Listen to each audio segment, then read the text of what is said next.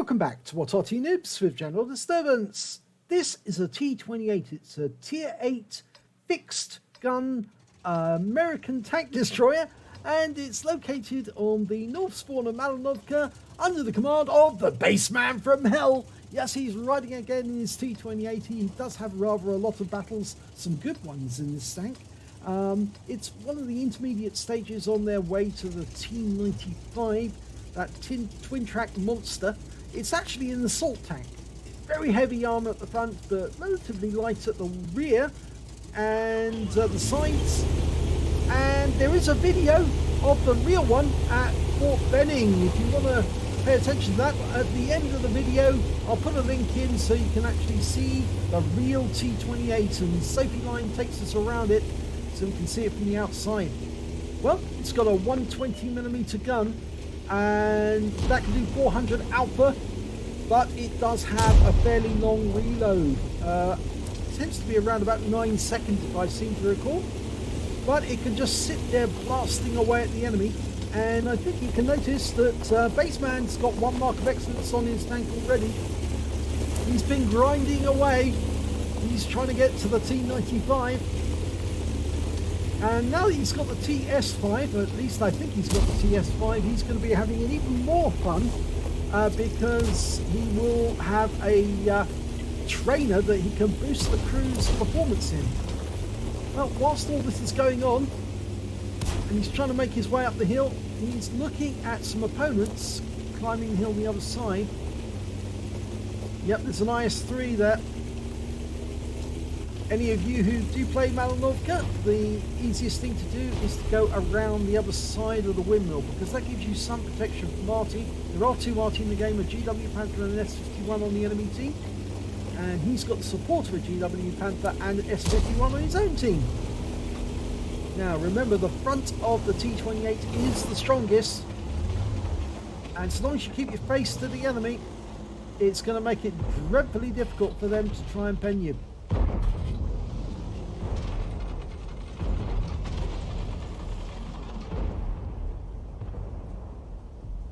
Oh, you can just see the top of this turret. Yep, he gave away his top turret. And that is the weak point of the IS-3. And most tanks, you can take out the top turret, you can do a huge amount of damage to them, because the top of the turret is normally the weakest part of the armor. Of course, it's not really easily exposed to the enemy, because remember, you've got to aim right at the very top in order to get it. Gets another hit into that IS-3. No, it won't penetrate it there. You really do need to get it right at the top of the tank. Just over the gun mantlet, there's that weakness spot. Now, if he comes out from behind the windmill, he is exposing himself to fire from enemy Arty, and that Black Prince managed to go round into him. He's trying to work out where. Oh, it went through the cupola. He was an accurate shooter. He's coming round the windmill the other side. Not advisable normally, because if you do this, you actually make yourself more vulnerable to enemy Arty. At the moment, he's got that house for protection, but if he knocks it down, he's not going to find it very hard to hide behind it. Very easy to hide behind it, I should say, not hard. And oh, he's noticed something. There's a T30, a T20, the IS-3, and an Emil 2. They've all managed to go onto the lower part of the hill, and so he's going to go down and join them and put holes in them. And he wipes out the Emil with 1 shot, but he took around from the Borsig for 533 hit points. The High Calibre shell. But now these enemies have suddenly realised, oh my god, what's behind us? Yes, it's the worst tank you want to be behind. And that T20's going off the hill. Yeah, he'd rather jump off the hill and risk damage in the process than face this T28. And even that T30, a Tier 9 American turreted tank destroyer, is having a lot of difficulty trying to fight a T28. We got stunned by our own Arty, the GW, but we take the T30 out the game, and that's a higher tier opponent disposed of because he gave up his rear. Big mistake, big mistake. Well, that's the enemy Arty on a near miss. You can see where the crater is. It's on our front right quarter. And up on top of the hill, we can see the Black Prince, but I'm not so sure it's a good idea to try and go up this slope, because we would expose our lower plate as we went up. Best to go up sideways. Now hopefully the Black Prince, oh no, he's looking this way. He did get around into us. He's an accurate shooter, but we've got his side now. And this means he's in a world of trouble. And so long as we can keep him tracked, yep, big hit. High roll, one more shot, finish him off. Waiting for the reload, yep, he's gone. That's the third kill. The Bassman is prodigious with this tank. He really does do very, very well. Huge amounts of damage, and that was a near miss. I think it was behind him, yes. I think that may have been the GW. There's the GW, sorry. And that GW shell landed right next door to him. Okay, so he's fixed his track and he's on the move. And he's got his repair kit back from cooldown just when he needed it. He's about to get his first aid kit back. I do like the way that he dominated this hill. The enemy weren't really keen to come up once he'd actually put rounds into the IS-3. And the Black Prince, well, he was only willing to come up once he knew that Bassman had committed to the lower part of the hill, that lower plateau. But those enemies, they just drove straight past his position, not thinking that he could actually dip over and go after their rears. And that was an absolutely terrible mistake. You could see that T20 driver panicking, thinking, oh, I've got to get out of here. I'm going to die. Well, Bassman is going for the T26E4 now, I think. And there's that Borsig. Now, can he got shots on the Borsig? Yes, he has. Dials in, puts a round into him. 436, it's a high roll. But the Borsig knows these here. And so we're trying to get behind these sheds. Get a bit of cover. We've got the advantage by one tank at the moment. Can't see the Borsig anymore, so he probably can't see us either. Sixth Sense hasn't gone off for a while. Now I think that Black Prince driver was very, very good with his shots because he was getting through the cupola. So very accurate shooting, but he made a critical error of allowing the T28 to shoot through his side. And yeah, unfortunately, you don't want to get shot in the side with a 120mm gun with 400 alpha, because you won't last very long, especially since the reload on this tank is pretty good. 9 seconds is not bad. It's around about slightly faster, I think, than the IS-3, if I remember correctly. The IS-3's got a 122mm gun. Slightly less alpha on the IS-3. It's 390 if I remember. This one's got 400. But the problem with the T28 is that frontal armor. It is an absolute nightmare to try and get through. And so he was very good to get the shots through the cupolas. This version of the T28 is actually quite a faithful reproduction of the real thing. Wargaming took the trouble, I think, to actually go down to Fort Benning and have a look at the real thing, I think. I know that Sophie Line got pictures of it. Oh, one round into the Scorpion G. It's a high roll, but he was spotted. And that Scorpion's got the 128mm, so he's probably going to fire back, but we've got unsighted now. If he does fire back, unless he hits us in a weak spot, he's going to bounce.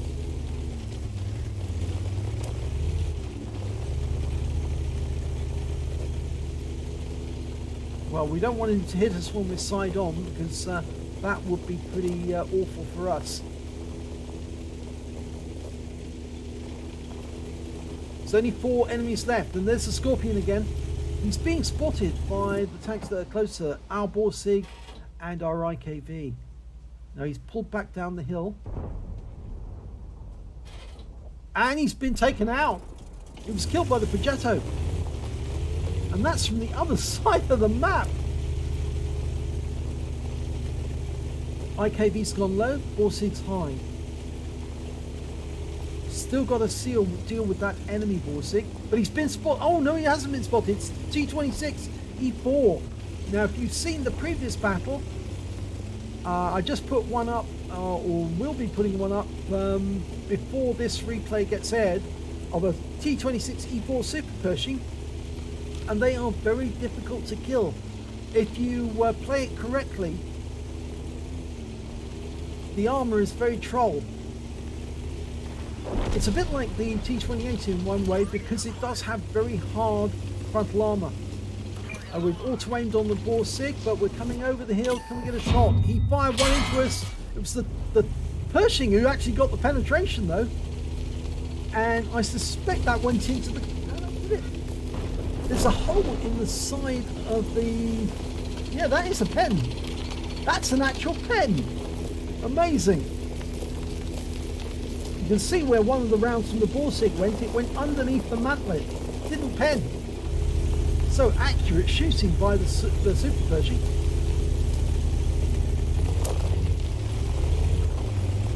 Unfortunately, we've lost our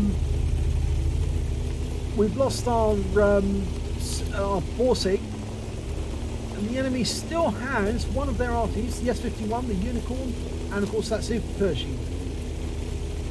So I guess the thing to do now, because this is an encounter game, is wait here watching the cap, because the enemy's going to have to go for it very soon. Remember, it takes twice as long to cap out on an encounter game than it does on a standard. 340 seconds if I remember correctly.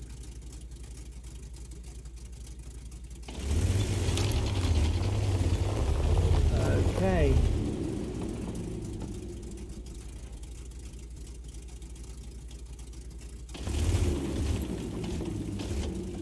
Given that they are at a bit of a disadvantage, I think it's more likely that the Super Pershing will actually try to go... Well, he's been spotted. He is going after the Progetto. I was about to suggest that.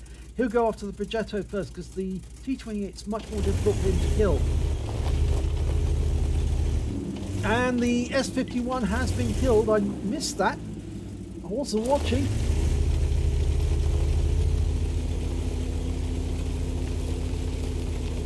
I think the Progetto must have got him. GW Panther doesn't have any kills at the moment. Progetto does have 4. So yeah, I think he found these S51. Well, we're headed towards the cap, but I think more than one of us is going to have to cap at the same time, and it looks like the Progetto is going to be joining us. That will speed up the cap.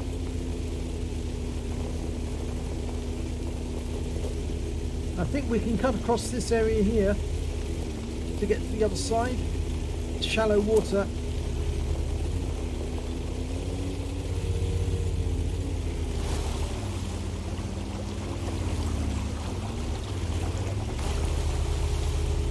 Well, the Progetto's headed back up the hill. This is not very helpful unless he's going to find and kill that Super Pershing. They've both got 90mm guns. Of course, the Progetto's got the auto reloader, which means that he has got a bit of an advantage. And the Super Pershing does have a slightly slower fire rate. Oh, he's found him in the corner. And he's taken him out, so that's a win. Oh, I was having kittens about them not being able to cap out because it was only one headed towards the cap. But that's the end of the game. Let's have a look at the end of battle stats. And it's an ace tanker for the Bassman from Hell in the T28. In fact, that was his first ace tanker in this tank. And he got it a very good way by coming up behind the enemy and drilling them in the ass. Klaus Kellerman style. And they don't like it shooting up the ass. It certainly didn't work out well for them. He also managed to get a fire for effect, a shell proof, a spotter badge for spotting at least 1,000 hit points of damage, a hand of God for surviving the battle, having received damage from 4 different enemy tanks, and finally he got the High Calibre for dealing the most damage in that battle overall, and a win rate of 8,195, which is super Unicum standard. And he says, "Who's my bitch? You're my bitch." Yes, well, he certainly showed them. Let's have a look at the team scores. 4,089 hit points of damage in that game. He really got that well. The next highest scorer was the GW Panther, his fellow Arty, or his own team's Arty. He managed to get 3,057, Gauze Medal, and a Confederate. So he was certainly very busy during that game. And we can see that the next highest scorer after that was the T26 E4 Super Pershing with 3,027 hit points. When it came to kills, it was the Progetto who did best. He got 5 kills out of that game. And of course the Pascucci's medal, because he killed both of the Artys, the GW Panther and the S51. And then we've got Bassman with 3 kills. The Yak Tiger also got 3 kills. And the T92 on the enemy team got 3. When it comes to base XP, well, that's the Bassman again. And he got 1,450 base experience points. Then came the GW Panther 1418. And finally we've got the Progetto, managed to get 1,036 to round it off. Let's have a look at detail. He fired only 14 rounds in that game. He got 12 direct hits and 11 penetrations. Damage of 4,089 hit points, of which 848 were at more than 300 meters. He received 10 hits from the enemy, but only 4 of them penetrated, and 6 non-penetrations, 3 hits as a result of splash damage from the enemy Arty. He blocked damage of 1,830 hit points in total. He spotted 2 enemy vehicles, damaged 6 of the enemy, killed 3 of them, and did damage assistance of 2,152. Now, I think that's spotting assistance, and a lot of that damage, I think, came whilst he was spotting those enemy tanks that were trying to come up the hill, or the ones on the plateau afterwards when he came up behind them. On the credit side, on a premium account, he earned 63,755 credits, got 25,921 for completing the mission and events, and he also got compensation from one of his own teammates who stunned him and hit him at the moment when he was trying to engage that T30 in the rear. And so, yep, 629 credits from that damage, and his total came to 90,304. And after repair, ammunition resupply, he actually had 64,958 credits to take away, which is a very respectable total. He received 1 bond for that battle for getting the High Calibre, and 2,175 XP, times 2 for the first victory of the day, 1,088 for completing the mission and events. Total took away was for 5,438 experience points altogether. So I think he enjoyed that game. First ace tanker, and of course he's going to have to do some more of those, and we have got some of those more replays, some more T28 replays for you to see, and they're always fun because, you know, you so dominate in the T28 tank. It is such a good assault tank if it's played right. So long as you keep your front to the enemy, it's very difficult for them to pen you unless they're very accurate on the cupola, or you've got a lucky shooter from that T26 shooting over a very long range and getting the shell just right to go through the side of the armor at the front. In fact, it's a miracle that he managed to get that shot in. I reckon it must have been APCR. It must have been, because I don't think he would have got through with a standard AP round. There you go. So, good battle. If you enjoyed that replay, please give it a like and do subscribe to our channel, and hopefully it'll be your replay that I'll be featuring in the next video.